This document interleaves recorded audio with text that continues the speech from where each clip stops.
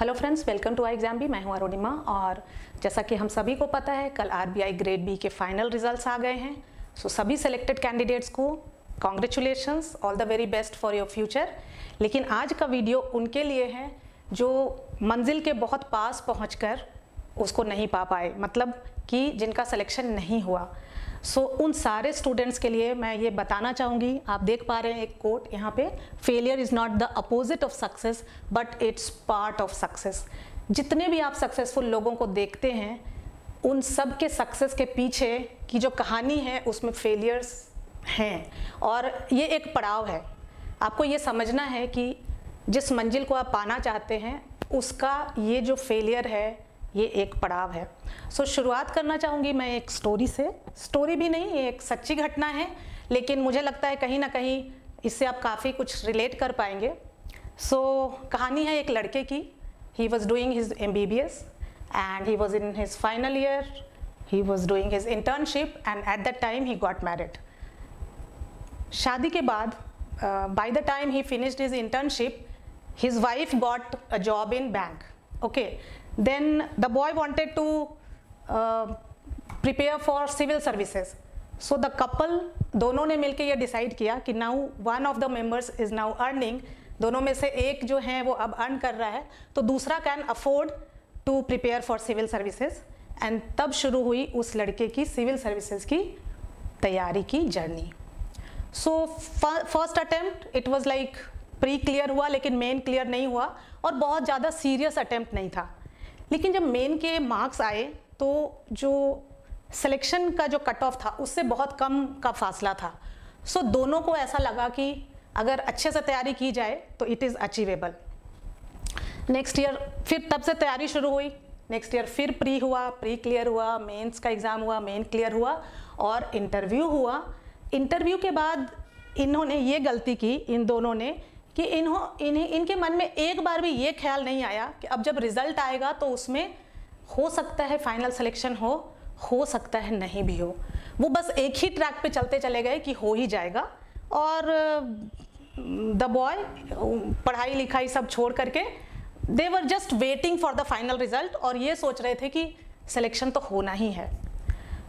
Finally result was out. ये एक Friday evening की बात है। यूपीएससी के रिजल्ट्स ज़्यादातर फ्राइडे लेट इवनिंग आते हैं। सो वो जो लड़की थी वो तो अपने बैंक से आई घर वापस। जैसे घर वापस आए ये दोनों, तो इन्हें पता चला रिजल्ट आ गया है।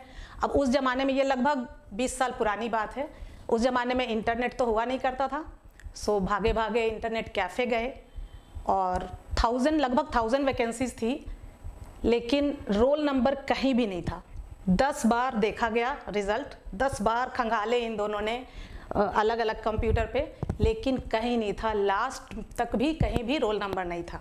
दे केम बैक। बहुत बड़ा शॉक था क्योंकि वही उम्मीद ये थी ही नहीं, एक बार भी सोचा ही नहीं था कि नहीं होगा सिलेक्शन।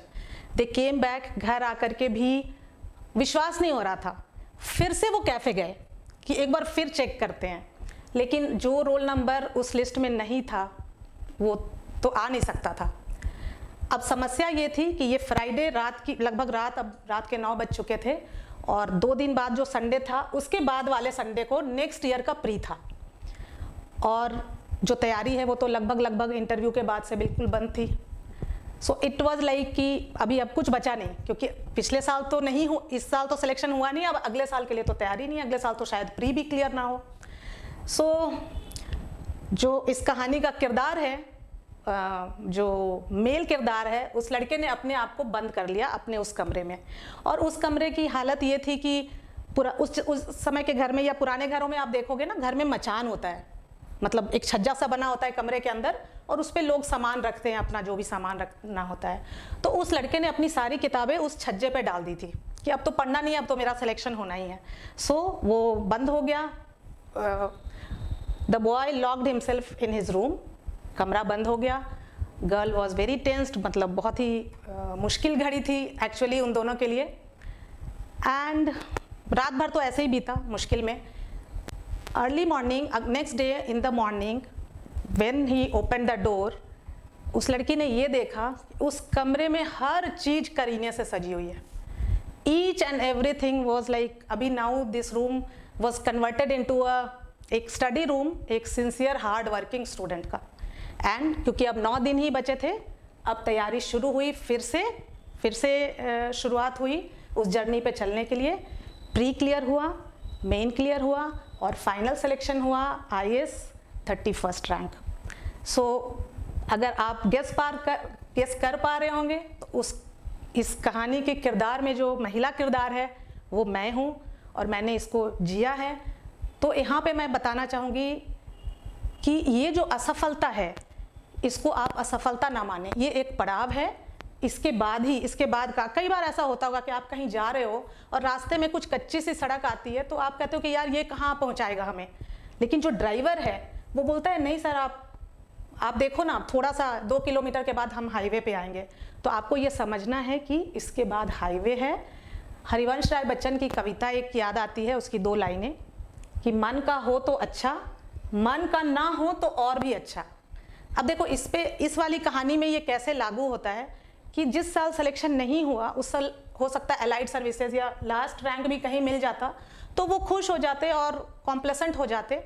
लेकिन आज तो थोड़े दिनों बाद, थोड़े सालों बाद आपको याद भी नहीं होगा कि RBI ग्रेड बी आपने 2021 में क्लियर किया था या 2022 में क्लियर किया था।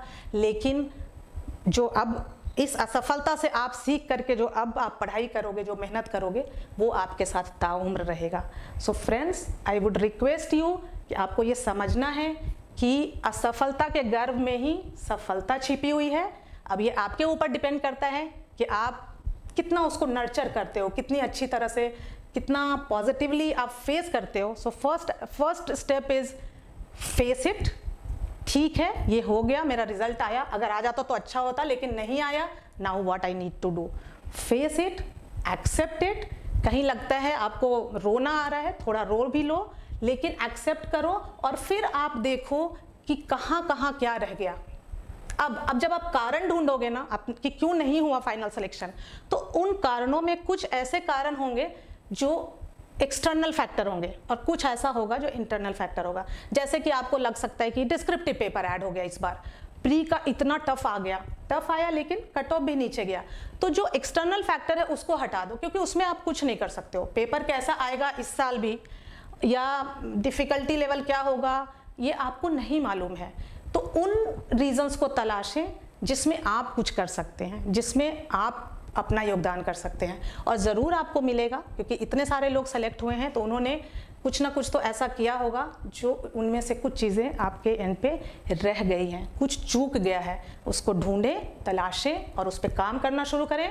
बिल्कुल अच्छी तरह से तैयारी करें एंड आई एम श्योर कि you will be successful next year. Thank you friends, thanks for watching.